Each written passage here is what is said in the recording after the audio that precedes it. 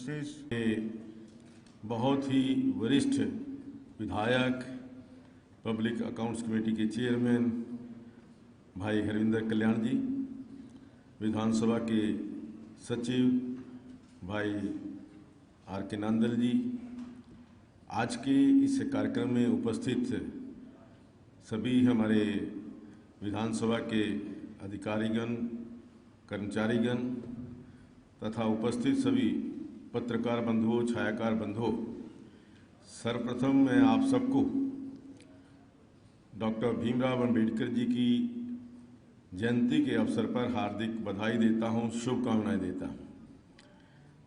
कल ही नवरात्रे शुरू हुए हैं, नव वर्ष शुरू हुआ है और कल ही बैसाखी का बहुत बड़ा उत्सव था। तो आज इस अवसर पर इसके लिए भी आप सबको बहुत बहुत बधाई देता हूं। हमारे संविधान के निर्माता, शिल्पकार डॉक्टर भीमराव अंबेडकर जी ने जो संविधान हमें दिया है और जिस संविधान के द्वारा पूरा देश संचालित हो रहा है, मैं समझता हूं कि ये विश्व में सबसे अनूठा, सबसे प्रैक्टिकल जो संविधान है वो संविधान है जिस संविधान के माध्यम से आज हमारा लोकतंत्र फलीभूत हो रहा है, शक्तिशाली हो रहा है। और मैं समझता हूं कि जब ये संविधान सभा ने इस संविधान की रचना की तो उस समय हमारे देश की आबादी, देश के गरीब आदमी जो सबसे अंतिम पंक्ति में बैठा है, जो सबसे गरीब है, उसकी अच्छाई को लेकर के, उसके भलाई को लेकर के, उसको ऊपर उठाने के लिए संविधान की रचना की गई।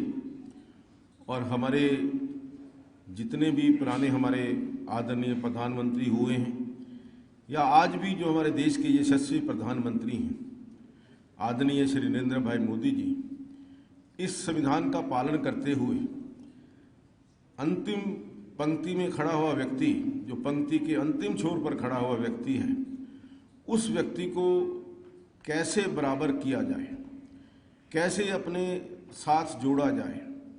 क्योंकि डॉक्टर भीमराव अंबेडकर जी का जो दर्शन था वो था समरसता, आपस के अंदर भाईचारा, आपस के अंदर सौहार्द। हम सब एक हैं, कोई बड़ा नहीं, कोई छोटा नहीं, सबको देश के निर्माण के लिए कार्य करना है। इस प्रकार की सोच को लेकर के जो उन्होंने संविधान की रचना की, और मैं समझता हूँ कि उसी संविधान के द्वारा आज चाहे वो भारतवर्ष देश है, चाहे हमारा हरियाणा प्रदेश है, हम उसके द्वारा संचालित हो रहे हैं, उनका पालन करते हुए आगे बढ़ रहे हैं। मैं इस अवसर पर एक बार फिर आदरणीय स्वर्गीय डॉक्टर भीमराव अंबेडकर जी को बहुत बहुत विनम्र श्रद्धांजलि अर्पित करता हूं और आशा करता हूं कि जो मार्ग डॉक्टर भीमराव अंबेडकर जी ने हमें दिखाया, समरसता का मार्ग, भाईचारे का मार्ग, एकता का मार्ग, मैं समझता हूं कि उसकी आज भी बड़ी आवश्यकता है।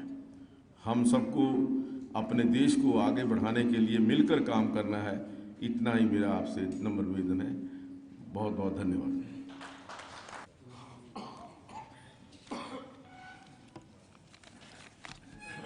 हमारे सम्माननीय विधानसभा अध्यक्ष श्री ज्ञानचंद गुप्ता जी,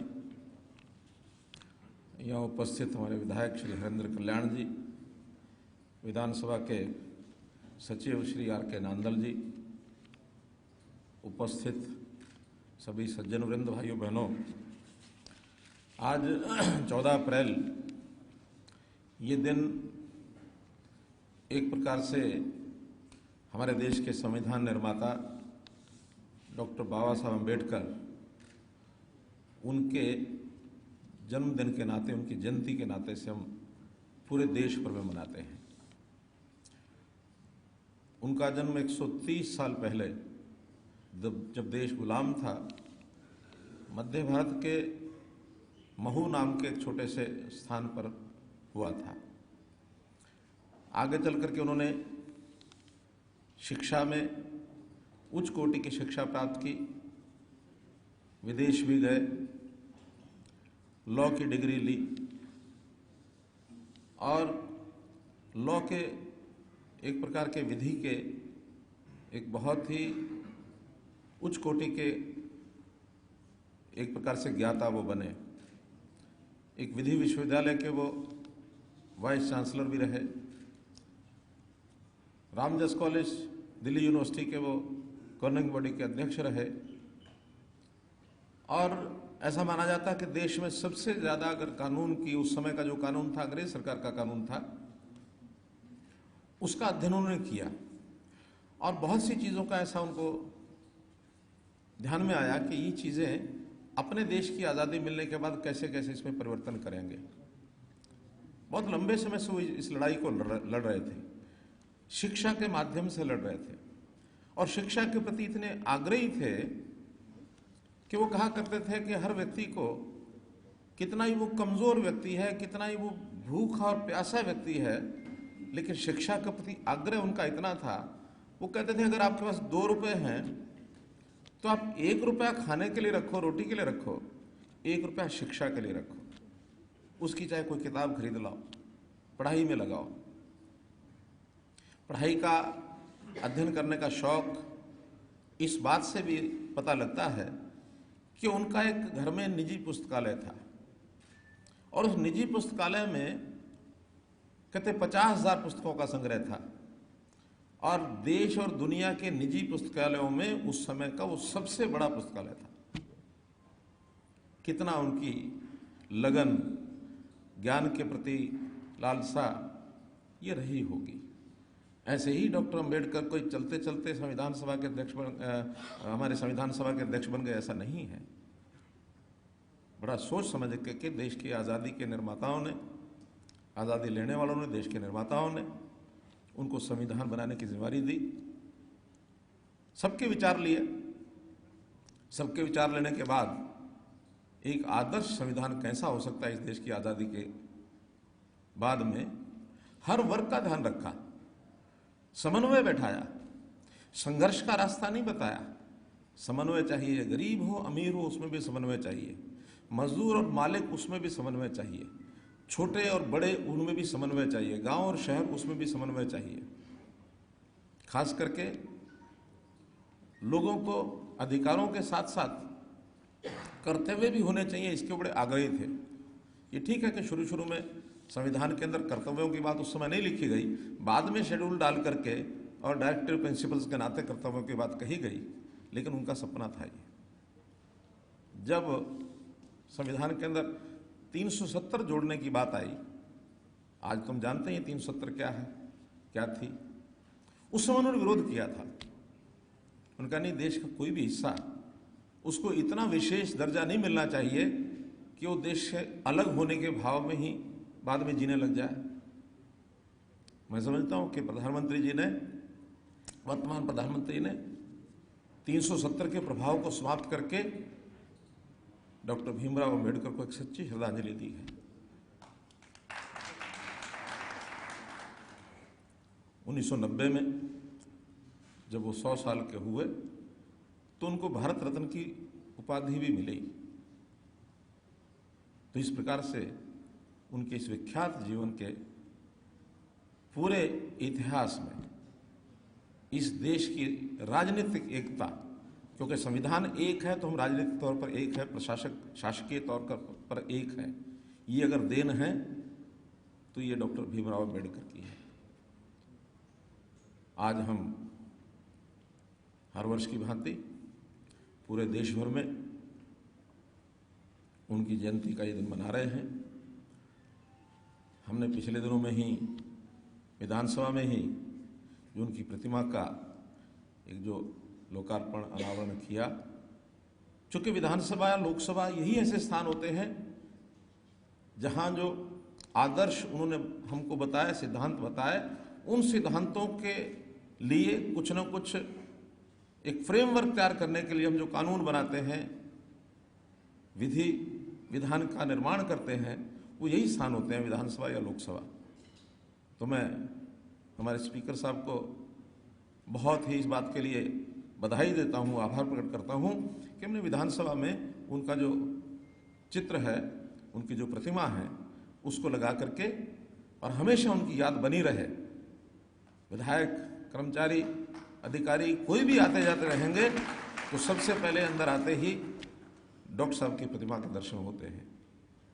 बल्कि आज बड़ा अच्छा लगा कि हमने आज संविधान अपने उनकी जयंती का दिन 14 अप्रैल का जो कार्यक्रम यहाँ कर रहे हैं, ये बहुत एक अच्छा एक घटनाक्रम बना है। मैं तो निवेदन करूँगा कि 14 अप्रैल को हर साल ये कार्यक्रम होना चाहिए। इससे बढ़िया और स्थान क्या हो सकता है। तो इस अवसर पर आज के दिन की बहुत बहुत शुभकामना और बहुत बहुत बधाई देता हूँ। धन्यवाद। बहुत बहुत धन्यवाद माननीय मुख्यमंत्री जी। आपने बड़े व्यस्त समय में से इस कार्यक्रम के लिए समय निकाला। अभी सभी विधानसभा के जो प्रथम और द्वितीय श्रेणी के यहाँ पर अधिकारी वृंद मौजूद है, उनसे भी मेरा सभी से निवेदन है कि वे भी बाबा साहब भीमराव की प्रतिमा पर माल्यार्पण कार्यक्रम के बाद माल्यार्पण करके ही घर जाएं, पुष्पांजलि करके जाएं। भारतीय संविधान के निर्माता व शिल्पकार परम पूज्य डॉक्टर भीमराव अंबेडकर जी की 130वीं जयंती है। इस अवसर पर मैं सभी देशवासियों को, प्रदेशवासियों को हार्दिक शुभकामनाएं देता हूं। डॉक्टर भीमराव अंबेडकर जी ने जो संविधान पूरे देश को दिया, हमें दिया है, मैं समझता हूं कि अपने आप में एक अनूठा संविधान है। विश्व की लगभग सबसे बड़ी आबादी का देश भारत, और उसके लिए जो संविधान की रचना हुई, जिस प्रकार से समरसता का संदेश, आपसी भाईचारे का संदेश, देश को, देश के अंदर जो सबसे अंतिम सीढ़ी पर खड़ा हुआ व्यक्ति, जो सबसे गरीब और दलित व्यक्ति, उसकी सोच करते हुए संविधान की रचना हुई। और आज उसी संविधान के माध्यम से देश जो है वो आगे बढ़ रहा है। हमारे जितने भी देश के नायक हुए, प्रधानमंत्री हुए, उन्होंने इसी संविधान के माध्यम से लगभग पिछले 75 साल से देश को आगे बढ़ाने का कार्य किया है। डॉक्टर भीमराव अंबेडकर जी ने जिस प्रकार से शिक्षा के लिए कि हमें शिक्षित होना बहुत आवश्यक है, उसके लिए चाहे हमें एक वक्त की रोटी भी छोड़नी पड़े, इस प्रकार का जो संदेश दिया वो देश के विकास के लिए, देश की उन्नति के लिए। और दूसरा बड़ा संदेश जो उन्होंने दिया, आपसी भाईचारे का, समरसता का, हम सब एक समान हैं, कोई बड़ा नहीं, कोई छोटा नहीं है। जब हम ये विचार लेकर के आगे बढ़ेंगे तो देश निश्चित तौर पर तरक्की करेगा। नहीं, देखिए, मैं समझता हूँ कि ये जो हमारे महान पुरुष हुए हैं, उन महान पुरुषों का विरोध करना बिल्कुल ही जायज़ नहीं है, कतई जायज़ नहीं है। और मैं समझता हूँ कि जो इस प्रकार का विरोध कर रहे हैं वो देश को और समाज को तोड़ने की बात कर रहे हैं। डॉक्टर बाबा साहब भीमराव अंबेडकर, उन्होंने देश के हर वर्ग के लिए अपने संविधान के अंदर बहुत कुछ दिया है। और आज इस अवसर पर जब हमने पिछले 5 मार्च को डॉक्टर भीमराव अंबेडकर जी की यहाँ पर मूर्ति की स्थापना किया था, अनावरण किया था, तो आज उसके पश्चात ये पहला कार्यक्रम हम यहाँ विधानसभा के अंदर कर रहे हैं। और आज मैं आप सबके माध्यम से ये भी कहना चाहूँगा कि हर वर्ष इस प्रकार का कार्यक्रम विधानसभा के अंदर हम करेंगे।